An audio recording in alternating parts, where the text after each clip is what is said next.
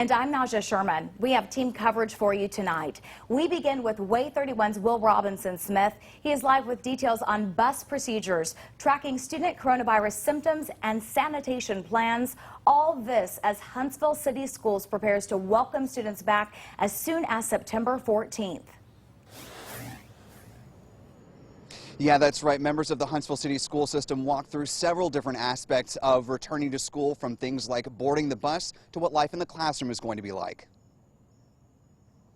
I'm torn because I want to give my kids an adequate education, but I'm not a teacher. I can only get them so far.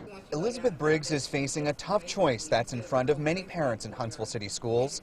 By September 9th, she has to decide whether to keep them on the virtual path or return them to the classroom. She's leaning toward sending most of her kids to the staggered learning schedule. Briggs says being her own boss puts her at a scheduling advantage. But for those who don't have that option, who have to get up and go to work every day, and they're having to leave their older children to watch the younger children that go to school, it's hard. These will be used if the cases go up inside the school, in the classrooms, up to 3 to 4 classrooms. Thursday night, the district walked through several safety measures that will be in place for returning students, from things like back-to-front loading of school buses, ensure that our students are properly social distanced, to explaining how nurses will interact with sick children and what happens when children have minor or major symptoms of coronavirus. Luke Allen spoke to the board before the meeting to thank them for their work, but argued that the school should have a full-time in-class option instead of their current staggered plan. It's been demonstrated throughout the state and the nation, and we've yet to do it here with our public schools, and it's time that Huntsville City Schools tries to do it.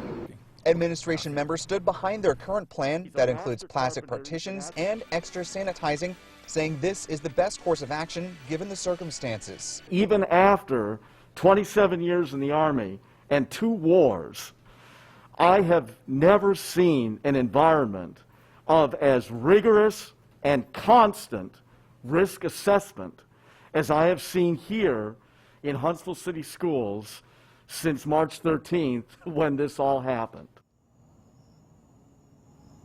And Superintendent Christy Finley says they're in close contact with Huntsville Hospital CEO David Spillers about the potential rise in coronavirus cases and how that changes over time. That will help them better inform when they will be able to return to a full-time 5-day-a-week in-class learning system. Reporting live here in Huntsville at the school board office, Will Robinson Smith, Way 31 News. Thank you, Will. The school board president says about 10,000 students are sticking with the virtual